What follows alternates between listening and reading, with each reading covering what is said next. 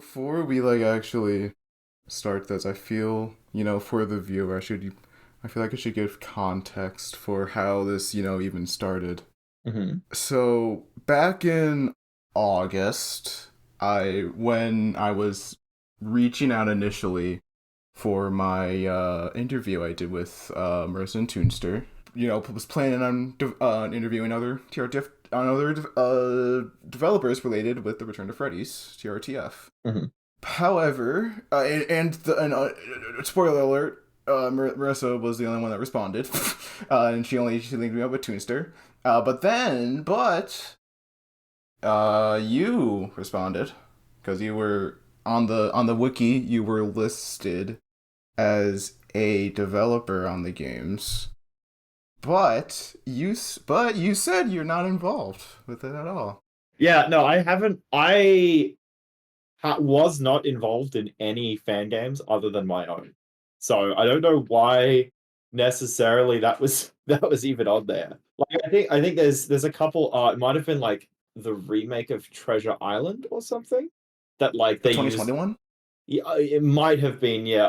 There was some fan game that like used my Squidward in it, like as like an Easter egg, and like I'm credited for that, but that's mostly just because I said they could, and I was like, yeah, go ahead.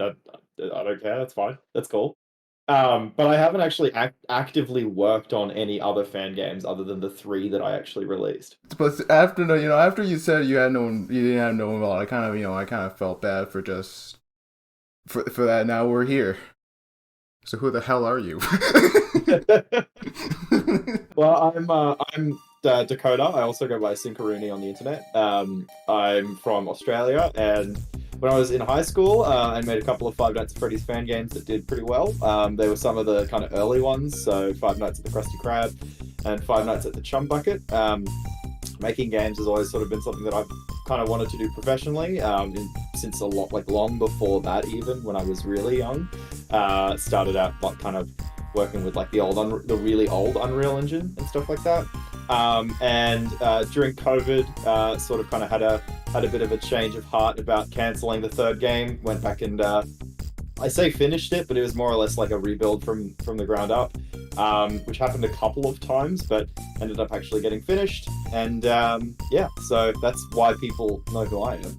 Okay, so you kind of already started that, but so before you worked on the iconic first entry into the Krusty Krabs trilogy, what was your history with like game development, like and like in also like your personal history with like FNAF up until you worked on the first game? Yeah, sure. So they kind of, I guess it's kind of easy to tell the sort of one story. So when I was maybe like, I don't know, I was like really young. I would have been like 9 or 10. I started making games in like, it was called like iDVD or something. So basically on Mac there was iMovie, and then there was another program that let you turn your videos into like DVDs, and you could burn them to a disc. This was back when people actually still like watched DVDs. But what you could do is make menus in those DVDs. And so they weren't really games, but I sort of made like I guess it was kind of like a turn-based RPG where there was like a couple of dragons that were like fighting each other, and you could like pick what option went next. It was basically like a really ready to like choose your own adventure game. Sounds like an early that sounds like an RPG Maker game. Kind of, yeah, but like even more primitive, because it's basically like there's no logic to it. It's literally just, oh, if you click on this, it goes to this, or if you click on this, it goes to that. So like, kind of like, yeah. So it's really, really basic stuff. But from there, I ended up getting a copy of Flash, and I never actually released anything, but I did start like fiddling around with like learning Flash, and from there moved into Game Maker. I think it was Game Maker 7 at the time, like that was the latest one.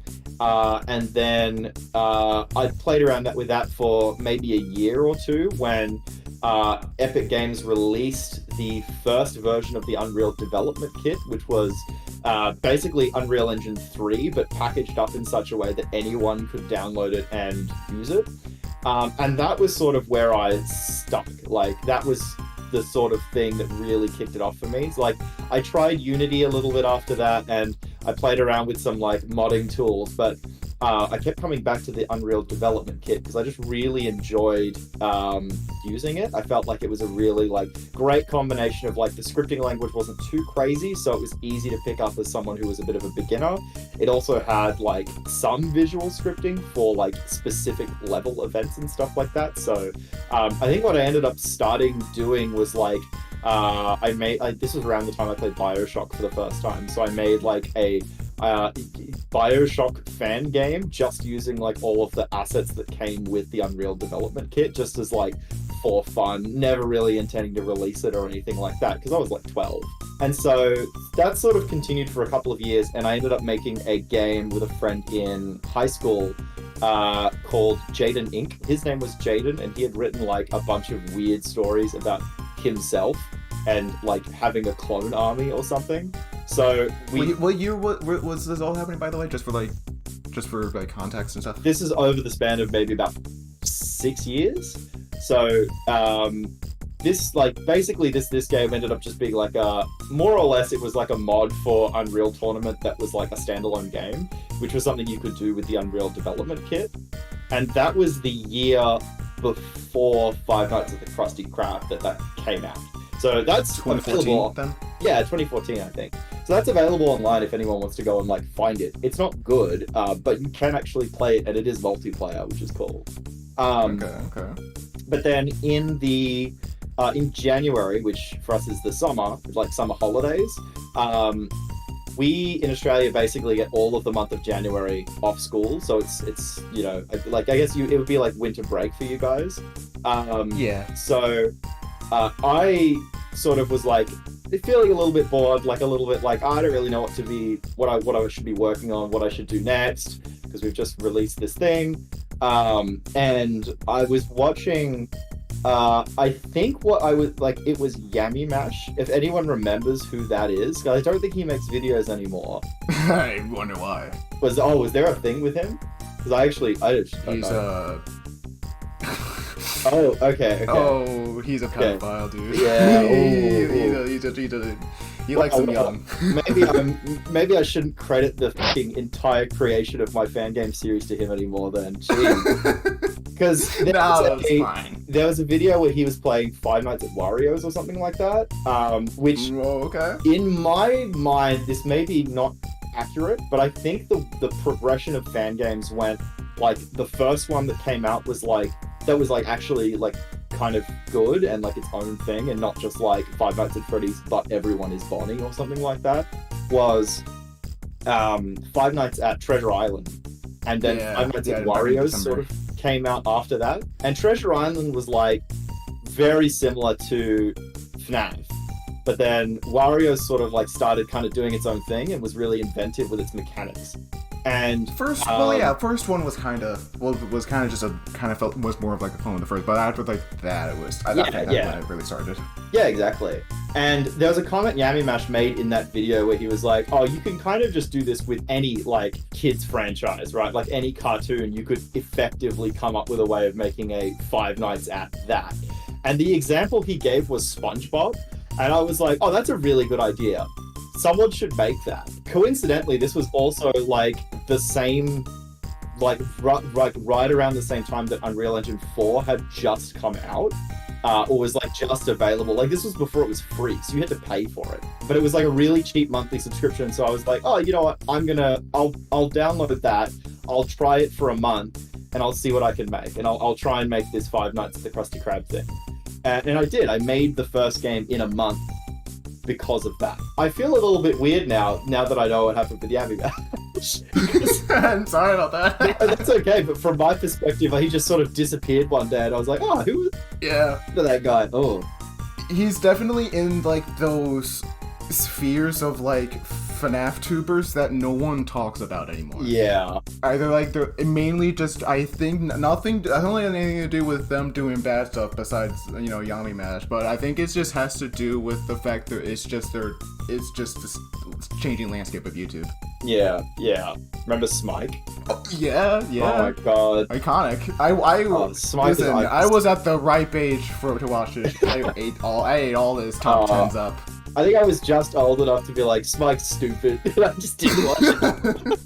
I guarantee you, if there's like, if I see like if I just like some random fucking FNAF tuber, I'm like, hell yeah, watch that. Watched that when I was like in 4th grade, dude. Oh wow. Yes, I was in 10th or 11th grade when I made Five Nights at the Krusty Krab. Ooh. Yeah. You know, actually, it's kind of funny you say this, Phil. So I'll be honest, I was not really into the Krusty Krab trilogy. I was more so into like Chum Buckets. I think obviously I was way more into Chum Buckets, I would say. But like my one core memory, I would say, of Krusty Krab is this really old video of Daco's. It was this video of like, it was an animated, it was like some fan, it was a fan like animated video of like fan games he played, and one of them was Krusty Krab 1, and in it, I don't remember the context for why he said this, but he was like, it was like one part where he was looking for like Sandy or something, and then he finds her on the cameras, and he's like, there she is, the bitch. It's just been in my head rent free. It's been like a stem for mine for like years. Though it's his delivery. It's the way he delivers it. There's so much vitriol in a way he delivers it, and it's great. I'll do my best Dorko impression. There she is, the bitch. Perfect. Like it's like he's in the room with us right now. It's like I can still hear him. Fly high, man. Fly high, Angel. It's the puppet! I mean, we kind of went off track there, but it's no big deal. You already answered the question of what gave that idea to use SpongeBob characters, so you can. But so cause some random guy, I kind of thought that you chose the SpongeBob IP because you're just a big fan of SpongeBob. Well, it kind of helped that I kind of knew enough about it that I was like, oh, I can do this, and it also sort of like, and this is not really like, no one told me this or anything, it just sort of happened to work out this way, that like SpongeBob already kind of has like that, you know, Squidward Suicide, like a lot of the creepypasta and stuff sort of around it, especially at that time period. It was really popular. So like, it kind of is a perfect fit for doing this anyway. And you know what? The official SpongeBob YouTube channel, like this year or last year or something, uploaded a video called Five Nights at Krusty's. Yes, I saw that! And I saw that! It's like, they could thank me for that idea. They can thank Yummy Marsh, but they can thank me because he's a pedo. So yeah, I mean, I think at least maybe the Australian branch of Nickelodeon needs to hire you. That's what I'm saying. Look, I don't really want to talk to them about it because I'm concerned they'll start getting into like IP law. But actually, while we're on the talk of Nickelodeon, I'm gonna just get to this one. Were you so obviously you're working with like a licensed IP. You're working with the Nickelodeon brand. Were you ever sent like some like takedown or like an email from like Nickelodeon being like, hey, nope, what you're doing is not cool, man? No, never. I was terrified, and I know there is another question about this, so I won't go too into it. I was terrified that they were going to when the Russian guy uploaded it to Steam Greenlight, but that like no one ever contacted me about it. It just sort of got dealt with. Okay. I don't think you did anything that would provoke like an email from like Nickelodeon, because you never like monetized the trilogy or anything. Yeah, well, I mean, GameJolt used to allow you to collect like ad revenue on Five Nights at Freddy's like fan games, but they sort of banned you from doing that, which I think is a little bit like, unless someone got angry at them about it, like I don't really understand why. Because I did a bit, them probably. Maybe, but also like, does he own the? Like, I guess if you're calling it like Five Nights at, that kind of makes sense. But he doesn't. You can't copyright game mechanics. So like, because I did a bit of a deep dive on this, just being like, like what do I put in like the disclaimer for Chapter 3? And I found out that like I'm pretty sure, like, I wouldn't want to actually test the theory in court, but like I'm pretty sure there's nothing that I did in Chapter 3 that was like like breached parody laws or anything like that, right? Like you could totally like I feel like you could probably get away with it. Like not like I would ever want to monetize it or sell it, but like you probably like could. I think it's more so just has to do with like fan games in general and the whole like how like, you know, like there's like the it's like a fan thing. It's and I can't remember. I don't remember the exact like reasoning for like why, but I think it has to do with the idea of like fan games are like fan projects, and they're usually like and it's based off of something original. So like it's kind of like how I don't know. I can't think of like a good like example or anything, but I think it's just to do with the fan games. And how they work. And I guess you definitely don't want to set the precedent because there are like fan games out there that are a lot closer aligned to like official Five Nights at Freddy's IP, like that are like the. I'm not even talking about like just FNAF fan games. I'm just talking about like just fan games. Yeah.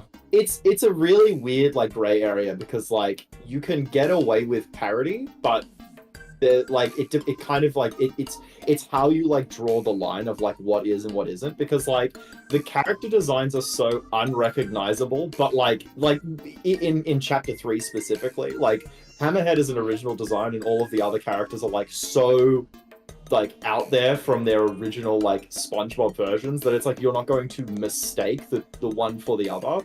It's also like clear parody, and so like it is interesting as to like what parts of it would fall under fair use versus like what like legally counts as satire or as a parody. And I did look into this, and I think that if I just changed the name of the game to like, I don't know, something that's not Five Nights at the Krusty Krab Chapter 3, I probably like, I'm not breaking any laws with it. Like it's probably fine. And again, this was mostly like a hypothetical exercise for fun. But yeah, like it's very, very interesting that it's like you can probably get away with like a lot more like under parody than I think that especially Game Jolt wants to like test, because the second that like someone tries to contest it, then it's like a problem. Mm-hmm. And I think I kind of asked that because I asked about like negotiating, because I remember. You know the Jolly's creator, Ivan G, right? Vaguely, yeah. He has his Jolly series with like the bee. He had like I don't remember when, but he had like a spin-off of like this Jolly series. It was like Jolly Bees. But the thing about he had like 2 games released during that, but he had to like take them all down because Jolly Bees is like a real like restaurant chain. I actually didn't know that, because they're not famous enough to really be like known as a like, they're not like Denny's or something where like people outside of America know what it is. Yeah, it's more. I think it's like a fan, like a South American like more place. I remember. But he was like sounding like a tag. They were like, hey, don't do that. But it was only like his Jollibee stuff. Jollies 1 through 3 are like still available, and the page for Jolly 4 is still up. It's possibly because of the naming again. Like if you call something, I could make a like, you know, like fan game called Five Nights at the Colonel's, and it's set at KFC.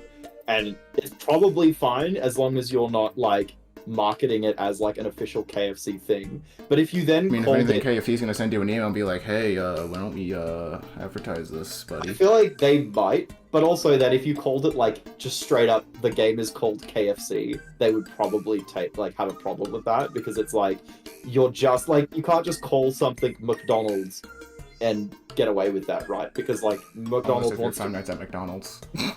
Yeah, I mean, even then, right? Like, you know, Five Nights at McDonald's, it's like, you know, you're still taking it like putting it in a different context, right? You're not just saying the word that's trademarked. Again, I'm not a lawyer or anything. I don't know anything about this stuff. I just did a bit of reading on it. Gotta, you know, I think this is one of the questions you gotta ask at some point. What's your favorite game in the trilogy / like your favorite like animatronic? Favorite game is Chapter 3 by like a mile. I really don't like the first one. I think that it's like I like it because it exists, and I'm happy that I made it because I wouldn't be where I am today if I hadn't. But I'm not happy with that game at all, which is, I guess we'll get into it, but that's part of why I want to remake it. Chum Bucket I'm a lot more happy with because it feels a lot more like a polished game. Like there's some problems with it, but it's not like the game is actively broken in the way that like it's also the most popular. Yeah, well, yeah, so that's true. You got a bit of respect for that too. Yeah, absolutely. And chapter 3, I think chapter 3 would be the most popular if it had been like 8 years ago, like it was supposed to be, because that game is so much more polished than the other two. And the thing about Five Nights at Freddy's that I was always really interested in was the gameplay. Like I thought that the way that the games were designed was really interesting, and in such a way that they were different from other horror games, but also in the way that the series evolved, they sort of managed to, instead of playing on fear, they started playing on stress, which I thought was a really interesting way of designing a horror game. So chapter 3 is sort of, I guess it's designed in a similar ethos to like Five Nights at Freddy's 2, where it's designed to be stressful rather than necessarily scary. And I felt that it ended up being, as far as I've played, the second best designed Five Nights at Freddy's game. The first of which being One Night at Flunky's 2, because I just really like that game. Who doesn't, honestly? And my favorite animatronic from the series, I guess if we want to consider it one character, is probably Squidward. He was my favorite. He always looked cool. Yeah, he was my favorite in Chum Bucket, and I really like I feel like I managed to capture the exact kind of vibe I wanted to go for in chapter 3. But I also like honorable mention Hammerhead because he's an original character. You talking about chapter 3 being more popular if it came out 8 years ago. I'm gonna be real with you. I didn't even know you were making a third one until like I saw like probably like a year or two ago when someone like, yeah, hey, I mean, oh my god, guys, Krusty Krab 3's out, and I was like, oh, I didn't even know that. I did not promote it. I like the way that game got developed. I don't remember what year it was now. It was like 3 years ago, 2 or 3 years ago. January that year, around the same time, like the same date that I started working on the original Krusty Krab, I started working on chapter 3. The release date, like the anniversary of the first game, Five Nights at Krusty Krab, I released a teaser, and then I did not talk about the game at all until like a week before it was coming out. So I sort of did that on purpose because I didn't want to like just on the off chance that it never materialized. I didn't want to like get people's hopes up too much. Yeah, that's fair. You don't want to disappoint people. Not again. Obviously, I kind of view like that the trilogy really got popular with the second. I think that's the obvious one there because of the guy. You had your first, and that was kind of popular. I remember there were like a few Let's Plays that played it, but with Chum Buckets, that's when it really like blew up and everything. Yeah. And when you were put on, I would say that's when you were put on like the map of like, okay, this is like a developer we need to pay attention to. So what was it like seeing Markiplier play Five Nights at the Chum Buckets? It was cool. It was really surreal. I don't know if I expected it. I'll be honest, it was over 10 years ago now, so I don't remember exactly what I felt, but I remember it was like, oh, this is really cool. And at the time it was, and now looking back, I'm like blown away that there's something that I've made that's got like, because the view counts on those videos are insane. They're like high even for Markiplier, right? They're like, and even for like horror games. I think that FNAF horror games even. If you sorted, like, obviously Markiplier's really popular. He's got lots of videos that have like millions and millions and millions of views. If you sort all of his videos from like most viewed to least viewed, and then filter out all the ones that are like actual FNAF games, like it's surprising how high up that is. For something that's so niche as like a Five Nights at Freddy's fan game, they're like 15, 16, however many million views that first video has is insane. Like it's so many. honestly, I'm personally kind of peeved that when he didn't play past the first Five Nights at Wario's game, because that's the worst one.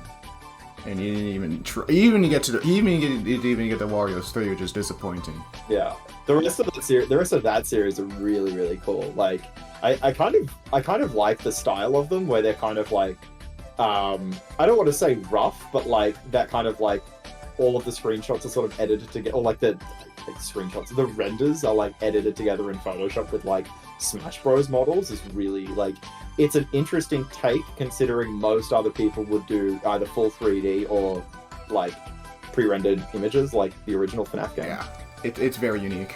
And also the like creativity of like some of the gameplay mechanics in like the later Wario's games is like out of this world. Like, Wario's has the most creative game mechanics of like any FNAF game, in my opinion, at least of like what I've seen. Because like, I sort of fell out of the like fan game scene between Chapter 2 and Chapter 3 coming out. So there's probably a lot more that came out during that time that I just missed. But from like back in the day, at least, like Wario's was like some of the most interesting like gameplay. It was definitely innovative, even for it was also ahead of like some of the stuff FNAF would do later on. Yeah, exactly. Third game especially. Did any other big YouTubers play your games other than Marky Moo? I don't remember. The second one, I mean, all of the FNAF YouTubers did. So like all the big all of ones. that. Yeah, they played. I think most people who would play FNAF fan games probably played Chum Bucket. Matt Pat did play Chapter 3, which was really cool. Ooh. Yeah, so that's probably the highest profile person who played that one. He did it on like a GT live, but like not a live stream. So it's like done live, but all pre-recorded. Like, there was no chat or anything. So yeah, but he did 2 parts of it and got up to the final night, but didn't beat the game because that last night's kind of rough. You know, he never will, because he's gone forever and ever. Except every other time they do a FNAF theory and he comes back. Feet Matt Pat. We kind of I guess kind of foreshadowed this. I kind of forgot why I have this down in here, but I just wrote down the Steam Greenlight incident, and I kind of just forgot what that related to. So you kind of just go into that. There's not a whole lot of detail on it, but basically what happened is I woke up one morning and someone messaged me saying, "Hey, did you put your game on Steam Greenlight? You should probably take it down because Nickelodeon will sue you." And I was like, I didn't put it on Steam Greenlight. And lo and behold, some like Russian guy had uploaded like the game to Steam Greenlight for some reason. And like, is it the first or Chum Buckets? It was the first one. So Chum Bucket wasn't out yet. I hadn't even started working on it actually, because I took a couple of months break between the two of them. Chapter like Krusty Krab, the first one, got uploaded there, and it wasn't new. Like that sort of happened a fair bit. Like the fan games would get like mirrored on like weird Russian sites and probably had like viruses and stuff put into them. But like, that putting it on Steam Greenlight where like someone intends to sell it, that was kind of scary, because I was like, well, what if this gets back to me, and like, what if there's legal action? What if Scott Cawthon does something? What if Nickelodeon does something? I don't know if I've actually mentioned this, but I found I tried to find Scott Cawthon's like email address, like his like public, scottgames.com admin or whatever. And I emailed him and was like, just really like, because I was like a kid, I was really like genuine and like didn't know what to do. I was like, "Hi, Scott Cawthon, if you've got contacts at Steam, can you help me resolve this? Because I don't want to get in trouble for doing this or anything. Like, it wasn't me, blah blah blah." I never heard back from him, but it just disappeared. So I assumed the Scott Games ninjas had something to do with it. These little goons. Yeah, there was took care of him. There's a YouTuber, and you're gonna have to forgive me because I completely forgot what their like preferred name is now, because they are trans. But I believe their YouTube channel is still called Jim Sterling, so I'll just say that. They had a series called The Worst of Steam Greenlight at that time, and basically like anything that was like an asset flip or like a really shitty like something that was clearly like a scam or something like that got uploaded to Steam Greenlight, they would do a video on it and be like expose it and tell you like, oh, don't support this, go and report this, blah blah blah blah blah. And I followed them and they did a video on my game and I'm like, no! This is the worst thing to possibly happen. Yeah, so that was fun, especially since I think the trailer has my name in it. So yeah. So now I think we're kind of going into more the development stuff here. So, what was the development process like for each of the games? Because you know, it seemed like they were going at this usual pace for like an early FNAF fan game at the time. Yeah, so Krusty Krab came out and there wasn't really any other fan games at the time. Like again, from memory, there was really like the main ones were like there was Five Nights at Warriors and Five Nights at Treasure Island, and I don't know if Flunkies had come out yet. Flunkies might have come out right after the first Flunky. It was around 2015. Yeah, or maybe it had come out already. I don't remember exactly the timeline. The Return to Freddy's was around that time too. Oh, was it? Okay. It was actually the first game was released 3 weeks after the first Five Nights at Treasure Island demo came out. Oh, really? Oh, okay. Yeah. Well, you know, I actually, again, I don't know that much about the Return to Freddy's, so like, it's gonna be the last time I'm bringing it up. We're gonna. I really need to like just take a breather from that for a bit and work on this. You're all good. Work on this. It's just really funny because I think I watched one like Dorko video where he played it, like one of the games, and apparently I'm credited as a developer on the wiki. So I have no idea how that happened. I don't know anything about that series. Anyway, so the first game I sort of was like, this was my first time making anything like this. I'd really only made like shooters and platformers before this, and so it's very different making a game where you basically just like sit in one place and then it's all like, I don't know if you've heard the joke of like all games are either menus or parkour. I'd only made games that were parkour until that point, and Five Nights at Freddy's is very clearly a menus game. There was a lot of like, and again, also my first time using Unreal Engine 4, which was quite different to Unreal 3. So there was a lot of like learning and trial and error, and like that game's very rough because I didn't really know what I was doing at the time. It's definitely the first game definitely is in the, you can tell this was made in Unreal Engine vibe to it. Yeah. I would argue Chum Bucket more so, but like yeah, like it's that too. The first one is very clearly like, but it's blatant in the first. Yeah, it's an amateur Unreal Engine 4 experience. So like there's not a whole lot to really say because that game was basically one and done in a month and clearly wasn't play tested properly. Yeah, like that was. But to give the first game, the first Krusty Krab credit, it was one of like the first like proper like 3D like FNAF fan games. Like this was before like the Joy of Creation like Reborn, and yeah, I think it was even before the first like Those Nights at Fredbear's teaser. Yeah, it was. So you were like ahead of like the curve with like with making a 3D FNAF fan game. Even though it wasn't like free roam, it was still, you know, in a 3D. It was in a 3D engine. That's really. Yeah, I have some like opinions about that. I and this is not me speaking ill of like the Joy of Creation or anything like that, but like for me at least, and I mentioned before that like part of the appeal of the series to me was the game design aspect of it and like how those games play. Personally, I feel like you're kind of taking something away by making a free roam FNAF fan game, and it's like there's definitely like room to do that, but part of the charm of the series to me was like always sitting in one place watching the cameras. Like that to me is what Five Nights at Freddy's is, right? It's not it's less about the characters and the story and all of that, and it's more the way that those games feel to play and how like limited your range of options is what makes it scary, at least to me, right? And I like that's something that everyone's entitled to their own opinion about, because I know like a lot of people really love the Joy of Creation series, and like they're really good, well-made fan games. But personally, I prefer the sort of like sit and survive style of games. And so I think Krusty Krab was definitely the first one.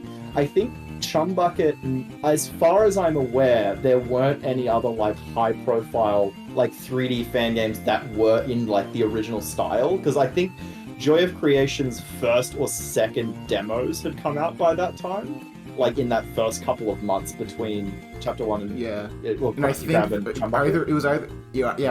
like the first like Those Nights at Fredbear's trailer came out.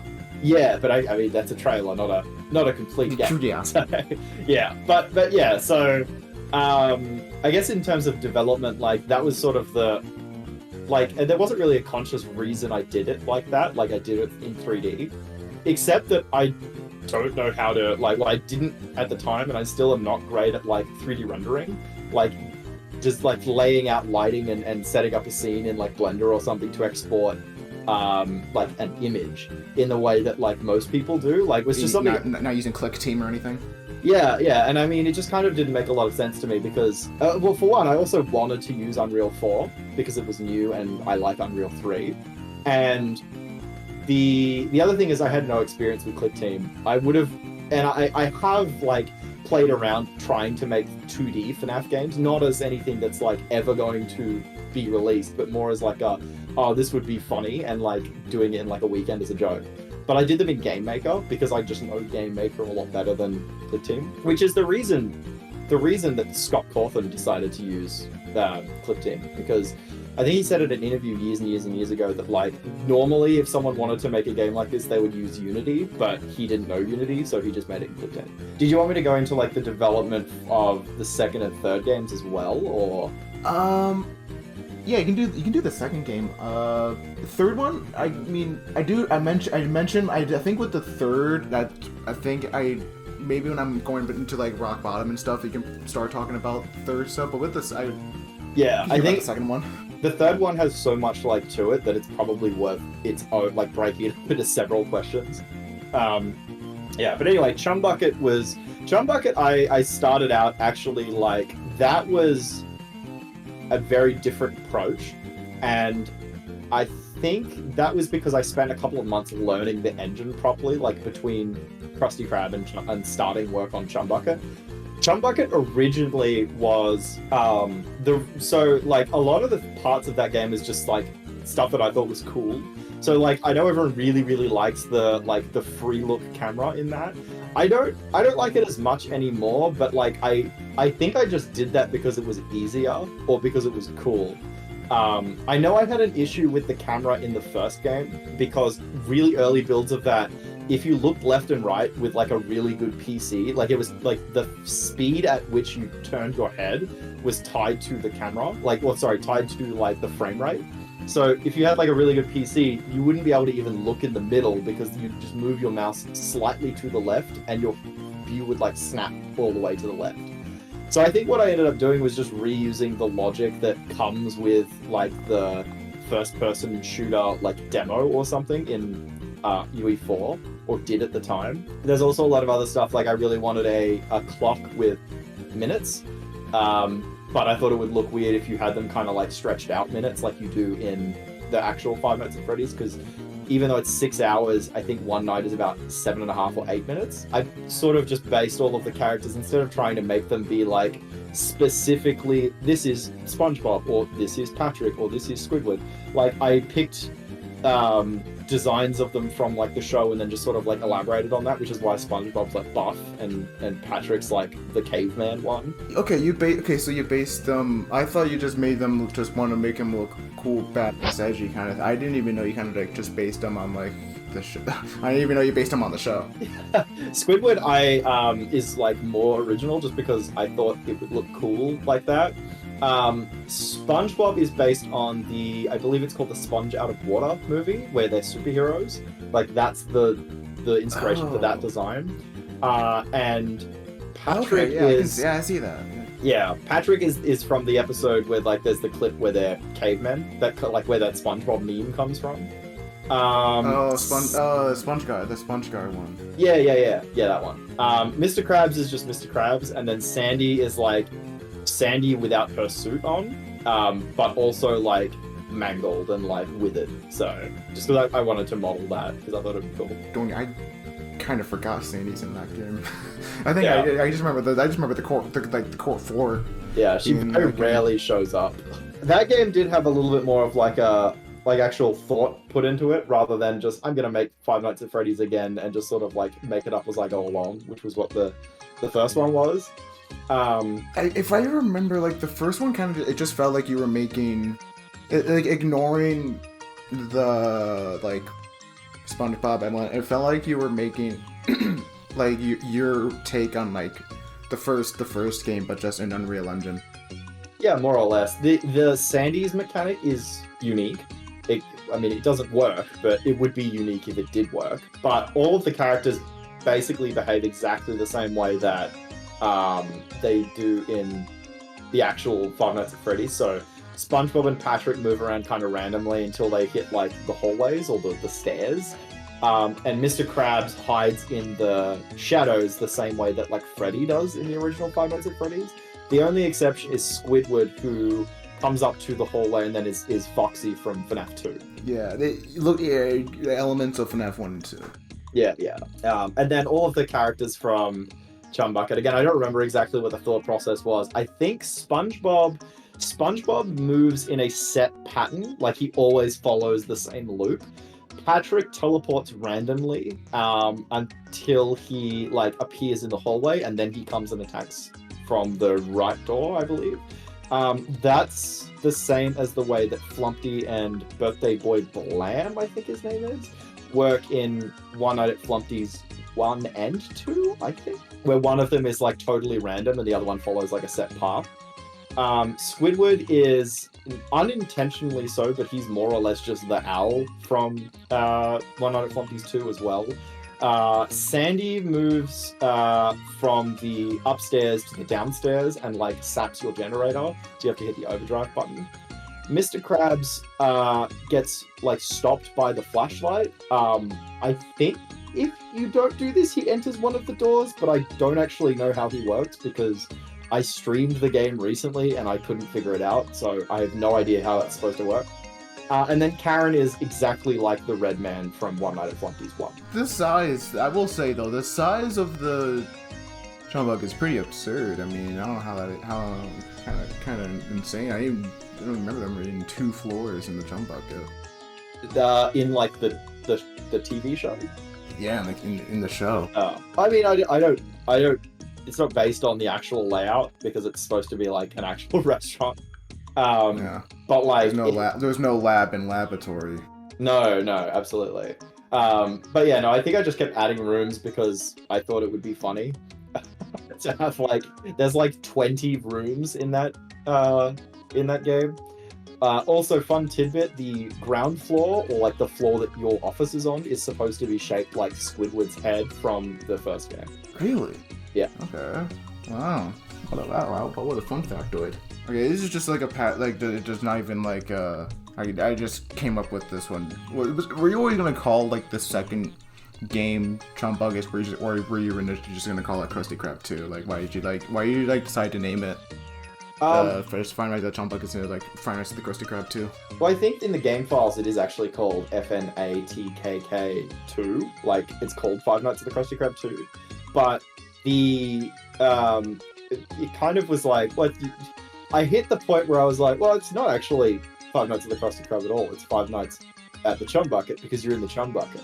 So that's more or less why I named it that. Like, there's not really a good reason. It probably could have just been called Five Nights at the Krusty Krab 2, and that's what I ended up doing with the third one. Because, like, if I was to go back and in, like, the hypothetical, like, magical scenario that I end up remaking both of the first 2 games, they would be called Chapter 1, Chapter 2, and then, obviously, Chapter 3. Just to ease confusion. Because in the demo of Chum Bucket, it was just called Five Nights at the Chum Bucket on the main menu, and people weren't sure if it was a sequel. So I had to put sequel to Five Nights at the Krusty Krab on the main menu.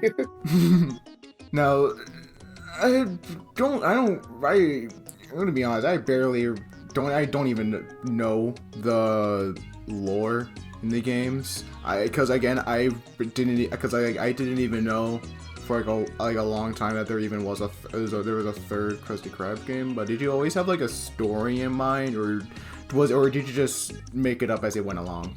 I made it up as I went along. Yeah, that sounds about right. Yeah, everyone did that. Everyone did that back then. I think a lot of people want to really read into lore and like how that stuff fits together, especially with Five Nights at Freddy's, because there's such an element of that with like the main games. But like, I never really cared that much about the lore. Like, it was never like the selling point for me, so it was never a focus for my fan game either. And so I kind of like I don't know if you've actually played Chapter 3, but it's sort of soft retcons the first two games a little bit, and now there is a coherent narrative that goes like between all three of them, but like that's more of like I did it because now it makes sense, sort of, although kind of not really. Like, again, I did make it up as I went along, but Chapter 3 is the only one that I actually planned a story for. I think every FNAF fan game around the golden age of like 2015, 2016, they all made their lore up as they went along and didn't really have a plan set in mind. Yeah. It was like a piece of trivia from the trilogy, though. Was it like not a lot that no one really knows about? Oh gosh, I can't think of anything off the top of my head in terms of like weird trivia. Like a lot of the information that's in my brain that's like people don't know this is like the like pre-development stuff of like Chapter 3 that never ended up coming out. But I guess like fun fact would be, like I mentioned before, like the map is supposed to be Squidward's face. There's another little like a couple of little, I don't know if anyone's actually picked up on these, but like in Chapter 3, Squidward and Sandy are both missing arms, and they're like the same sort of generic endoskeleton arm. Those are part of the amalgam. Ooh. Like the big hybrid SpongeBob Patrick Mr. Krabs thing, because it's got a bunch of extra legs. Okay, I'm gonna pretend I know that.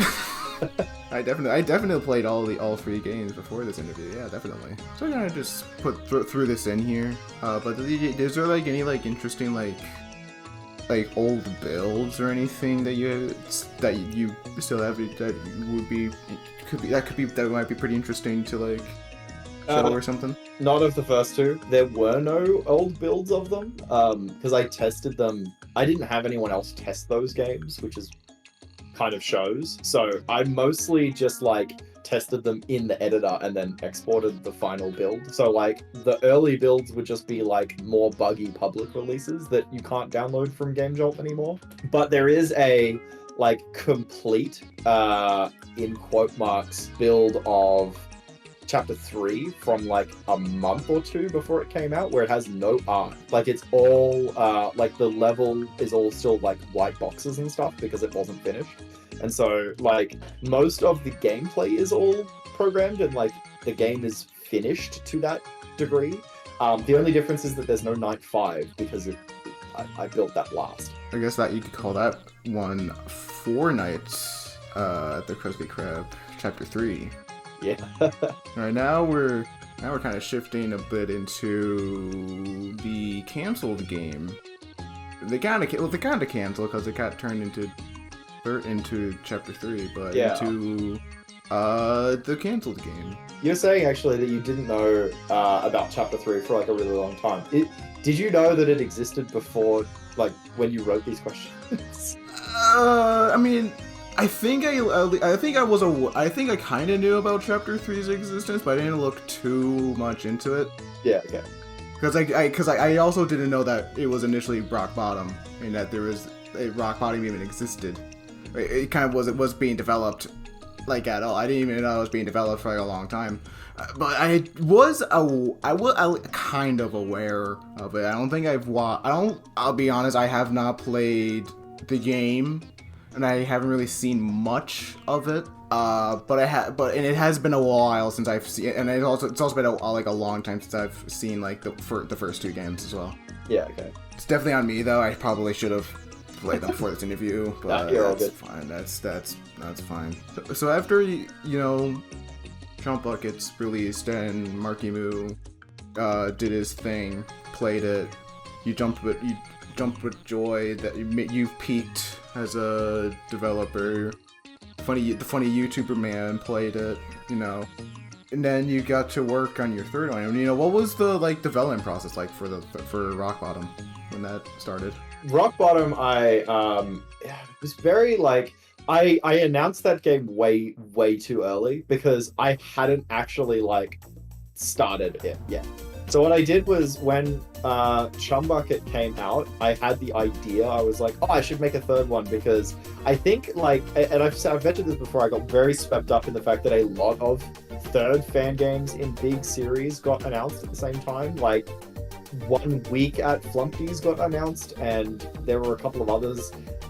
Also, Five Nights at Freddy's 3 had come out, or was going to come out soon. Or that was March. Yeah, it had just come out. So there was a lot of 3 on the brain, so I was like, I should make a third one. Rock Bottom was the original title for it because I kind of wanted it to take place in the trench that is Rock Bottom. And so the original concept for that game, this was never actually built. It was just an idea for it, and the idea was, I think, sort of I might be thinking of the wrong game, but Five Nights at Wario's 4, I think, where each night is a little bit different. Oh, Wario's 3. You're thinking of Wario's 3. Wario's 3, yeah. So each night is different. And the idea was going to be that there would be a series of power stations in Rock Bottom, because there's always this there's this fan theory, I guess, that Bikini Bottom is supposed to be the Bikini Atoll, where there are a bunch of nuclear tests. So that was the sort of concept, that it was it's set in the nuclear bases underneath the ocean. So each night would take place in a different power station, and then you would have to run in between them while being chased by the animatronics in between each night. And that was just an idea I had that I thought was cool, but literally never made development. And also if you know anything about how these games are made, makes no fucking sense to do it that way, because you have to rebuild everything for each night. Part of what makes these games so fun for me to make is you kind of just have to make one thing, and then it's sort of making it coming up with new ways to use the mechanics that you've built and the level design and stuff like that. Whereas this would be every single night is basically a new fan game. So I kind of scrapped that very quickly. And the first concept, which sort of had some very early working prototypes, is almost 1-for-1 what we ended up getting in Chapter 3. So, if you want a great example of what Rock Bottom was originally going to be, just play Chapter 3, because it's more or less the same, but way more polished, because now I know what I'm doing 7 years later. There were a couple of ideas that were in that got scrapped. There were going to be nightmare animatronics. So I think there's images that I released at one point that I do not have access to anymore, of a nightmare Squidward, where he's covered in barbed wire and stakes and stuff. It's sort of if you know the Evil Within, the enemies in that are covered in barbed wire and have spikes sticking out of them and stuff. He's supposed to resemble that and also be covered in blood. There was I think there was an idea that there was supposed to be some kind of satanic ritual or something that summoned these spirits. This is just very, very vague memories of modeling a candle and stuff, and having an idea of where that's going to be used. But that it very, very quickly didn't last very long. Those nightmare animatronics as well, they were basically going to function the same way the nightmare animatronics do in FNAF 4, but you would have a flashlight in the camera that you would use to scare them away, which I guess is kind of the way that you deal with them, you deal with the animatronics in Chapter 3 as well, with the flashlights on the doors. There was a point where I sort of wanted to pivot though. So I basically scrapped everything and restarted the game immediously, and redesigned Hammerhead to be more to sort of resemble more of a diving suit. Basically redid all of the art direction because I played Soma and I really fell in love with how that game looks. And what ended up happening was I showed some like early screenshots of that after having shown early screenshots of like the earlier version, and people really didn't like it. They were like, oh, it's way less interesting. I liked the old one better. And I think at the time I just sort of like got a bit fed up with it and was just like, okay, well, look, people clearly aren't interested. I'm just not going to bother. I'll go and like make something else. And so sort of shelved it and never came back to it. I say never, but like 5 years later, I was like, I'm going to do this again, and started making another version of the game that's, again, based on that original version, but also like somewhere between that and like what we ended up getting with Chapter 3. But that version also like never really saw the light of day. I was busy with work at the time, and so just sort of like never ended up finishing it, and I ended up losing the files as well. So I have some like really old GIFs that I have posted before on my Twitter, but that's basically it for that game. That's interesting. I think I think it's pretty clear. But how close to completion would you say like some of the versions of Rock Bottom were? Oh, nowhere near. I never had a playable night until I started working on the finished version of Chapter 3. So just from what it sounds like you were just mainly just doing like models and just you were just kind of thinking of like ideas rather than like developing the ideas kind of thing. I sort of worked backwards. So with the way that you should make games in like basically every situation is and this is part of why it doesn't really make sense to me to do it with pre-rendered images, is you should start with a like very rough like approximation of the graphics that you want to use. So like if you have a character, don't model them and texture them and everything, just use like a cube or something. Like a placeholder? Yeah, basically just do everything with placeholders. Like I think there was for the second version of I might have even done it with the actual chapter 3, but like for like SpongeBob, originally there was going to just be a dedicated SpongeBob animatronic. It was just Hammerhead with like a big yellow cube attached to him. So like that's the way you should make games. The way that I made Rock Bottom, the first two versions, is I started making models and graphics first and thinking of ideas. And that's really bad. Like, don't do it that way because you'll waste a whole bunch of time making graphics, and then you might not even end up being able to use them because the gameplay might not feel good. So what I always do, and what I always try to do now, is to make something that feels fun to play first and then start doing graphics, which is why there's a full playtest build that I have of Chapter 3 with no graphics. See, you've kind of answered this. You definitely answered this already, but like how there was definitely like a lot. Like you said, mentally there was like a ton of elements from Rock Bottom that were then reused in Chapter 3. Yeah. So Chapter 3, the only difference between the original version of Rock Bottom and Chapter 3 is that the original version was supposed to be Hammerhead, the original my original character, as like the main focus, kind of like Springtrap, and then all of the other characters were supposed to be more like the Phantoms in Five Nights at Freddy's 3. I ended up changing that just because I felt like it was too similar to Five Nights at Freddy's 3, and I added I think there's 7 animatronics total in Chapter 3. If you count the like 2 sort of like annoying gag ones. But yeah, so that's the main difference. What I ended up doing was reworking that into and spoilers because you haven't played it, Night 5. So Night 5, it's all Hammerhead, so kind of similar to like the Nightmare sequence in it's like the Nightmare Fredbear. Yeah, Nightmare Fred, kind of like that, but there's a little bit more to it in that like there's additional things, that there's parts where he like runs through your office to like sort of like switch sides. So he'll like appear on the cameras in one hallway and then run through the office without like jump scaring you to like appear on the other side, just to sort of like throw you off. And so like those were all ideas that I had for like the original version. Like I don't know, maybe there was ideas where like you had to like turn the lights off when he did that so that he didn't see you or something like that. But like I just sort of thought it would be cool that there'd be more interactions that he could do to like mess with you and stuff. And so night 5 of Five Nights at the Krusty Krab Chapter 3 is like basically what night 5 would have been of the original version of Rock Bottom, almost one for one. From your perspective, and you know, looking back with the modern eyes now, like what do you think was like the main reason Rock Bottom was never like finished in any of like the states it was in?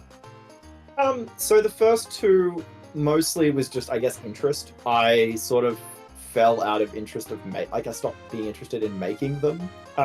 And I just sort of, I just released Chum Bucket, and to sort of, not take a break and roll straight into another big project was like probably a bit too much, especially since at the time I was in like either my first or second senior year of high school. So like I had assessment and everything to sort of contend with as well. Like making games, especially like 3D games, takes a lot of time. So like it ended up just not being like practical to do that and also, school. So I was like, well, okay, school has to be the priority here. That's mostly it. I was also like I was a pretty arrogant teenager, especially when it came to like this stuff. Like there's, I never was particularly like graceful with not liking the idea that like people wanted me to make like Five Nights at Goofy Goobers and stuff.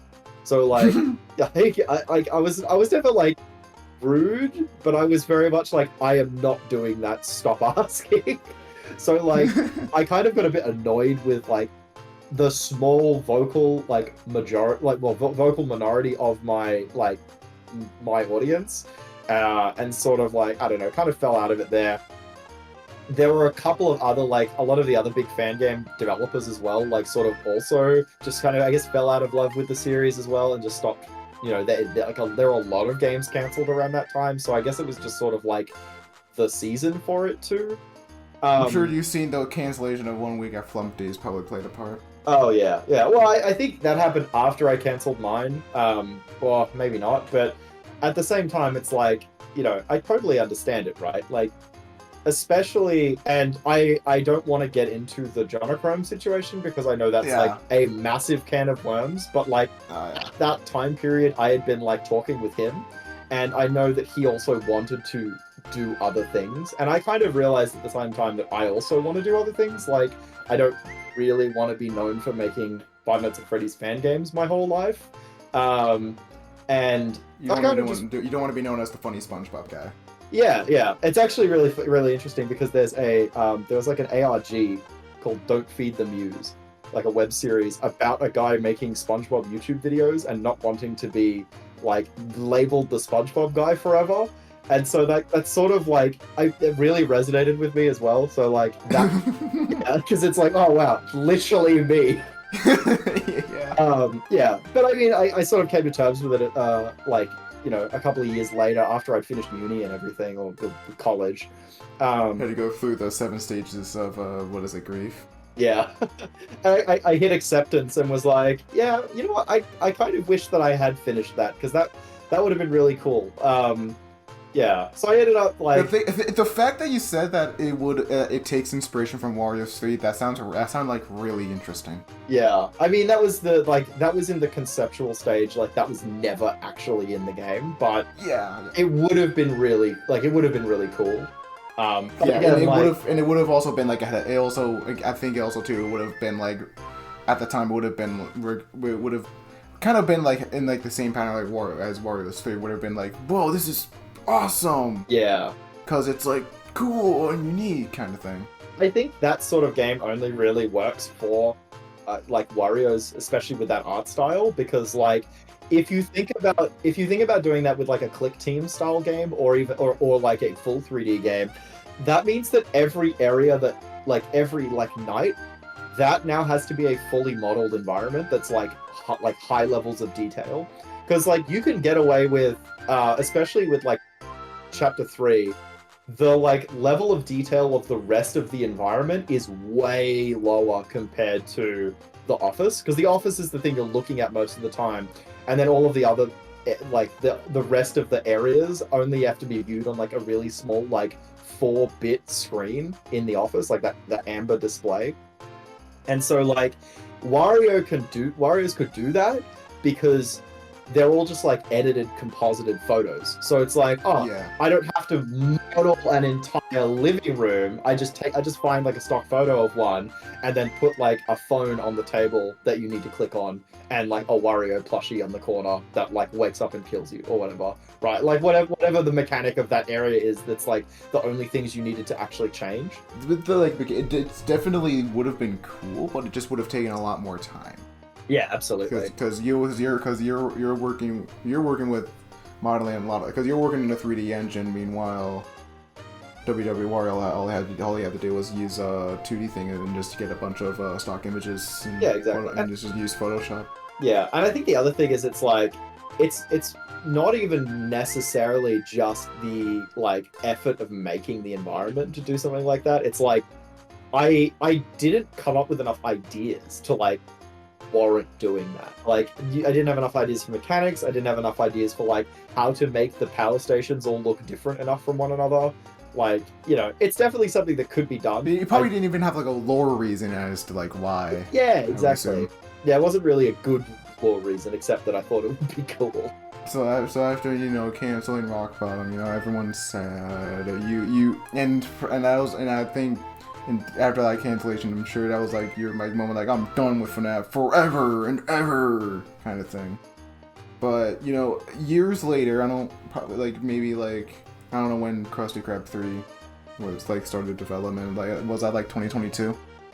I think it came out. It started development the year it came out. Like I started work on it on like the 2nd of January that year, and then it came out on the 9th of May. So what kind of got you back to like just back into making getting back into the Krusty Krab games? What got you back to making the 3rd game and then chapter 1? Yeah, so you mentioned there like that was when I cancelled Rock Bottom, I was like done with FNAF. I actually wasn't. Like I never really like fell out of love with the series, like the original series, because I didn't have to work on them, so it wasn't like it wasn't like hard work keeping up with them. I didn't play most of them. Like I've played some of the 5. Well, unless you're map head, then it's going to be hard to catch up with the games. Yeah. Well, I played the original 3, and then after that, I've seen like Markiplier play all of them. And so that's mostly like I still kept up with the series. I still like it was still a big event. Like I still talked about it with my friends. I still watched like game theory lore videos and stuff, right? Like as you do. And what happened was Security Breach came out. And there wasn't really there wasn't really a good reason that I started working on like the previous. I call it the previous Unity version, because the first 2 Rock Bottom builds or attempts were in Unreal 4, and then the second 2, the last one being Chapter 3, were both made in Unity. So the first Unity one, I didn't really have a good reason to make that other than that I was bored and wanted to for some reason. I think it might have been during COVID, like, and I just kind of, the start of COVID, and I was just like, yeah, I should do that. That sounds cool. As like kind of like COVID nostalgia took over kind of thing. Yeah, just sort of a way to like kill time while I was stuck at home. And then the actual Chapter 3 was because it wasn't necessarily like a worldwide thing or necessarily like a enforced thing. Like we weren't in lockdown, but my workplace locked down still for like ages. So no one was actually going into the office, even though like everything was still open here. So for like an extra year after COVID sort of like, I don't want to say finished because it kind of didn't, but like before it like sort of, the world sort of went back to normal, I was still working from home. Everything started to calm down. Yeah. So I had like a lot more like free time sort of like in the mornings and like on my lunch break and stuff where I wasn't like at the office or commuting or something like that. So I just started working on it for fun.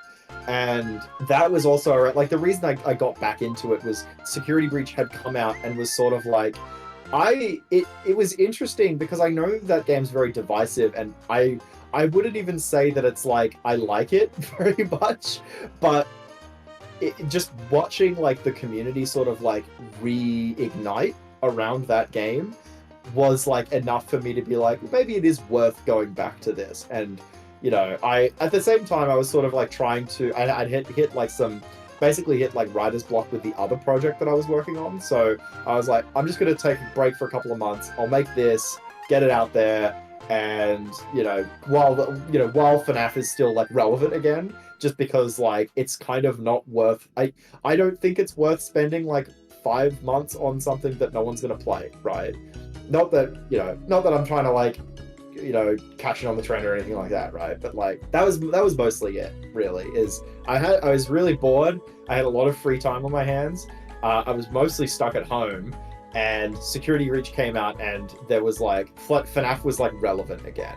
But you know, now we gotta ask too. After your release of 3, what made you want to just remake the first game? Why did you decide to do that? So this was a secret until the live stream I did fairly recently, where I played all 3 games. I had a bit of issues getting Chapter 3 to run for some reason. Like I think my graphics card didn't like streaming it the way I was trying to or something. So while I was like fiddling with that, what I ended up doing was I found the pre-release build, like the early one that was all grey boxes, on my computer, and I launched that and was like, oh, I'll just go to the night select. And I pressed it, and I'd forgotten that game originally was going to be a remake of the whole series and a new game. It wasn't like, I had never sat down and intended to just make from the outset. I ended up cutting it because it was going to be so much work. But I ended up just doing like, originally I planned to. The idea was that you would download the game, you would play the first night of Chapter 3, and then unlock the first night of Chapter 1 and 2, and you would have basically you would effectively have all 3 games in one, remade in Unity, with like nice modern graphics, or you know, nice graphics that are like of the standard that I can actually do now, as opposed to like the old games. But I obviously ended up cutting that because I was like, I will be here all year if I'm trying to do this. Yeah, that sounds like a task. Yeah, and it's a task, alright. So I cut it, but the original intention was to go back and remake them anyway. I've since changed my tune a little bit. I don't know if I want to touch Chum Bucket, because A, that game is beloved, and if I change anything, because I will want to, people will not be happy about that. And you're gonna get assassinated. Yeah. And B, I don't necessarily, especially having played it again recently, like, I don't think it needs it necessarily. Like, that game it's rough, but also, like, it's still playable. I don't think that some people reported that there's, like, crash bugs on, like, night 6, and I don't know exactly what causes that, but I didn't encounter them when I played it through. And I had especially compared to the first, it has aged the best.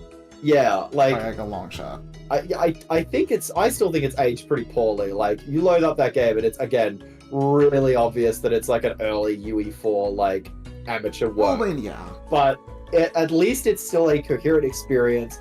It's got some unique ideas, and pretty much for a fan game. For a FNAF fan game that came out in 2015, it's one of the like it's one of the better aged games. Yeah, absolutely. In that time, I think that's a great way of putting it, because the first one does not age very gracefully at all. Oh yeah, you can tell that was made in 2015. The second one, it's still rough, but it's like charming kind of rough almost. You can see you see improvements. Yeah, absolutely. And so I kind of never was really happy with the first one anyway, which was sort of why I was like, well, look, I'm not going to remake all of them, but maybe when I finish Chapter 3, I'll go back and revisit the first one. And so I started doing so, but that, we can get into that. I'm sure you've got some questions about that, but that was its own sort of narrative. We can kind of go into it now. I don't mind. Yeah, okay. Because I think you had a question on your list about it, but basically, like, what ended up happening with that game, there's a lot of external factors. some of which I will talk about, some of which I prefer not to, that sort of were like surrounding the development of that game. Basically, I started working on it. I'd come up with like mechanics and design for everything. I built it all with a grey box, and then sort of was just like, I don't know why, but I never got around to actually giving the game to anyone to playtest before I started doing graphics for it. And I hit a point where I was running into like major performance issues. The game just wasn't fun, and I couldn't actually get it to work. It worked fine in the Unity editor, but I couldn't actually get it to work as an export. That happened around at basically exactly the same time that like Unity started announcing all of their like super anti-indie like bullshit. So like it ended up being something like, if you release a game with Unity, everyone who installs that game, you owe us 15 cents for it, or something like that. Something ridiculous like that. Like for a free fan game, that's like to put it in perspective, I would have lost like tens of thousands of dollars to that if it had done the same kind of numbers as like Chum Bucket did. Because Chum Bucket has like over 1 million downloads or something like that. And it's like, could you imagine if for every single one of those downloads, I, the developer of the game, have to pay 15 cents or something on a game on which I earned $0 off because it was a free fan game. Like, that to me just doesn't sound right. B, it's not something I wanted to support. And C, if that ended up actually going through, I'd be like ruined. I could not afford to like sustain that for a passion project, right? Like it doesn't make any sense. And so at that point I just sort of was like, damn, I need to go and find, because do I want to give up making games because of this? No. I need to go and find something else to like take my mind off this and like figure out how to keep going with this.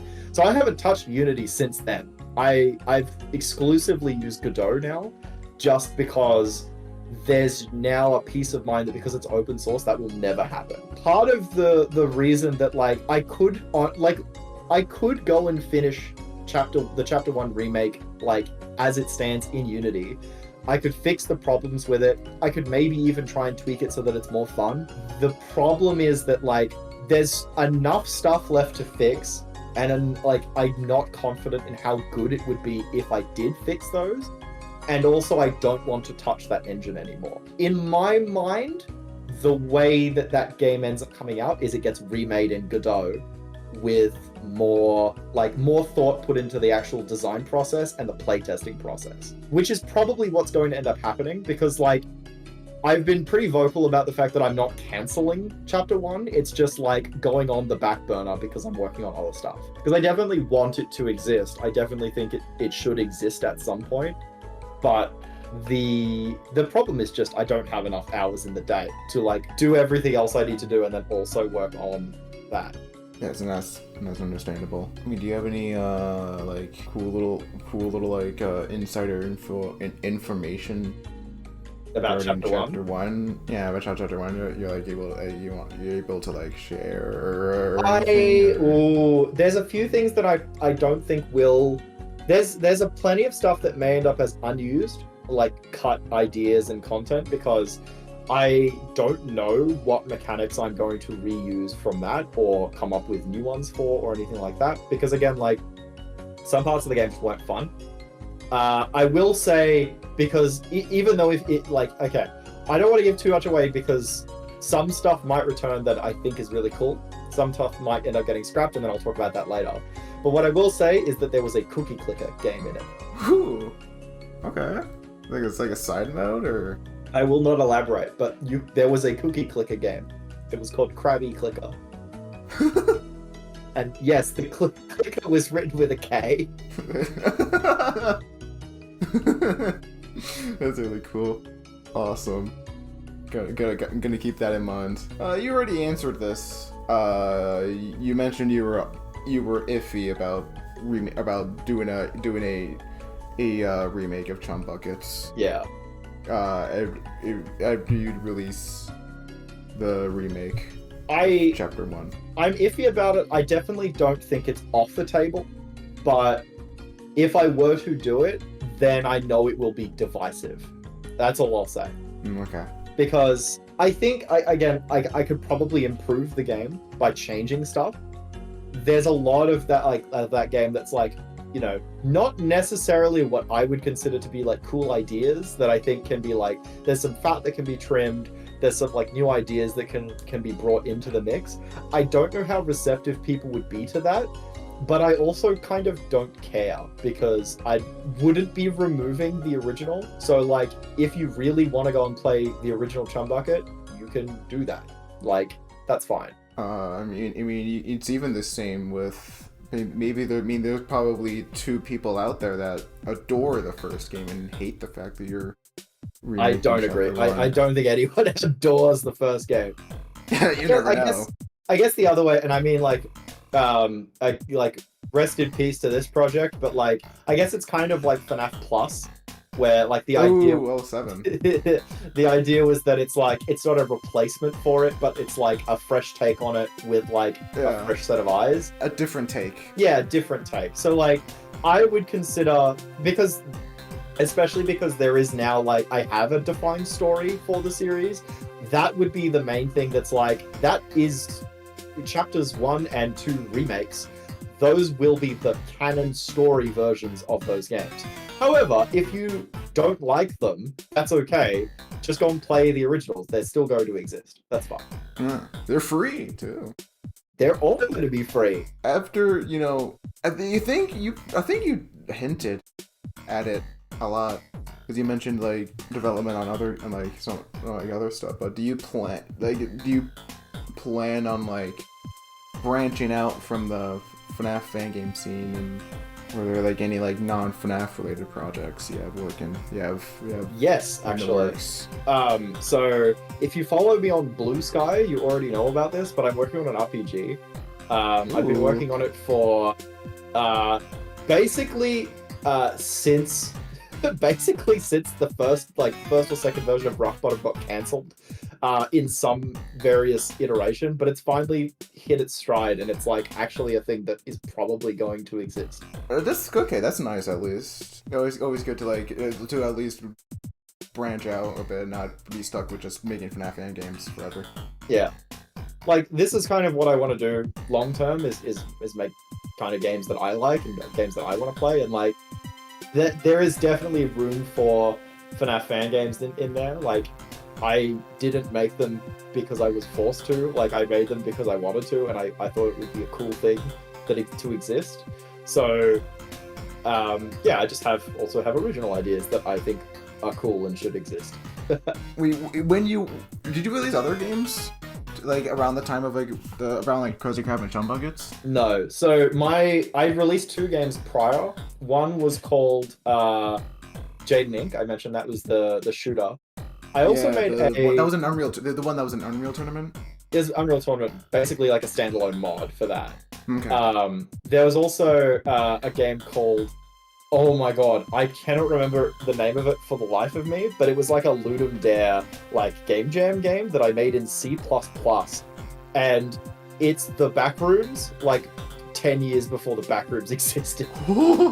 Like, but it's basically like, if you play it, it's basically that. Like, you walk around like this like randomly generated like series of rooms that are, they basically, it looks exactly like the Backrooms but grey. And then like the grey rooms. Yeah, and you have to collect like orbs of light before the darkness like closes in on you. Like, it was really, really simple and basic, but it was also like, again, Sounds like it was more like a Slenderman clone, honestly. Yeah, more or less. Yeah, it was like, but like sort of like an endless one, because the orbs of light would like respawn. So, like, I guess like it was kind of actually, yeah, it was around that time that like Slender was like popular as well. So that's definitely the inspiration there. But since then, I released one game that I'm not going to talk much about because it was just a uni project that I had to release. But it was a VR like mech game. It's not amazing, but it's fine. But mostly like what I've been working on is this RPG like in various forms, because like originally it was in Game Maker in 3D, which I thought was pretty cool. And then it was in Unity, and now it's in Godot. So yeah. So now, looking through, how do you view like the trilogy? And I guess you can include Rock Bottom if you want.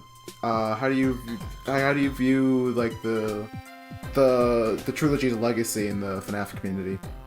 I think the only thing about it that I don't like is that Chapter 3 I definitely like the most, but it's not really gotten the, I guess, recognition that I feel it probably deserves, because like that's, in my opinion, a much better game than Chum Bucket. But I know, again, Chum Bucket is like classic, like that, people love that game. But yeah, so I think that's the only, like, I guess, thing I don't like about the legacy that the series has, is that like not enough people have played the third one, or not enough people like the third one enough. But I think on a whole, I think that it's really cool to have been like such an important part of like the FNAF fandom, I guess, especially like the fan game side of things, because like I talk to people quite often, like especially like people who are like sort of, I guess, you know, younger fan game developers nowadays that are like, oh my god, it's so cool, like I loved watching your games when I was in like elementary school, and I'm like, that's crazy cool. I'm glad that I was able to inspire you. That's awesome. I mean, also I gotta say too, I think it's pretty insane that, you know, the FNAF fan games that are based on an existing IP are like usually like some of the best. I think that's really funny, because you got your trilogy, and then you got the Wario's one. Treasure Island as well. Treasure Island, yeah. There's Sonics, but that's up in the air. Really. The other thing is, like, there's a couple that are like, I guess, maybe they are based on like existing IP, but like Pop Goes and like Candies as well. They're like really good, much more original works. Like, I think Candies is technically set in the FNAF universe, but like, yeah, it's set in the like the FNAF 1 to 3 timeline. Yeah. And Pop Goes is set in the same universe. Oh, is it? Okay. Yeah, I haven't played either of them, but I've watched like Dorko play them. I've played them. It's just been years since I've left. I don't think I don't remember. I don't think I've actually played the OG Pop Goes. It feels, it's an interest. I think it's just an interesting legacy in my eyes, because I just feel like the second one is just it's very much like the truly like the magnum. Everyone sees that as like the magnum opus. I think everyone who says that hasn't played the third one, because or has written the third one off because it's not SpongeBob enough. But I think that the third one, if you are just looking at it objectively from like a game design and like execution standpoint, the third one is leagues better. So like, what's your takeaway from developing the trilogy? Be more like grateful of the support that I receive online is the main one, because especially after like during the development of Rock Bottom, I was very like cynical towards it, and sort of like, I guess, didn't want to be having the attention that I got. But I guess especially in recent years, I've just sort of been like, you know what, this is all people who were like passionate about something that I made, and that's something that I should be grateful for, because that's really cool. You know, would you have at any point in your time making this trilogy, would you have done like anything different if you could? Yes. Probably if I could go back in time, I would probably like tell myself how to do it properly, and like probably just like show them a tutorial how to use Unreal Engine 4. Yeah, I would make my younger self sit in the corner and I would do it myself, and then they would be like the best fan games ever. You'd be like a younger brother, older brother situation where you give the younger brother the unplugged controller. And yeah, he gets the unplugged keyboard. Controller. Yeah. Yeah. Yeah, but I think the main thing that I would change is like, A, I would have play tested the first and second games better, and B, I would probably have like gone back. Like if I could like tell myself one thing at any point in this, it would be do not throw out everything you just did on rock bottom. Just finish it, and it doesn't matter if it's necessarily like exactly what was exciting me at the time. It's more important that it's like, you know, it's better to finish something than to release nothing. Right. You know, the kind of the end here, but do you have any? Is there like any final remarks or questions you got, or? Everyone go play chapter 3 if you want, or at least go and watch Dorko play it. Yeah, and I guess follow me on Blue Sky for updates on the RPG I'm working on, and eventually probably chapter 1 remake stuff. Woo! And do you have any questions or anything? I guess this one's an open question. Who put me on the Return to Freddy's wiki and why? Because I had nothing to do with that game. It's a truly a mystery. I don't know how to end this. Ricochet 2 coming April 12th.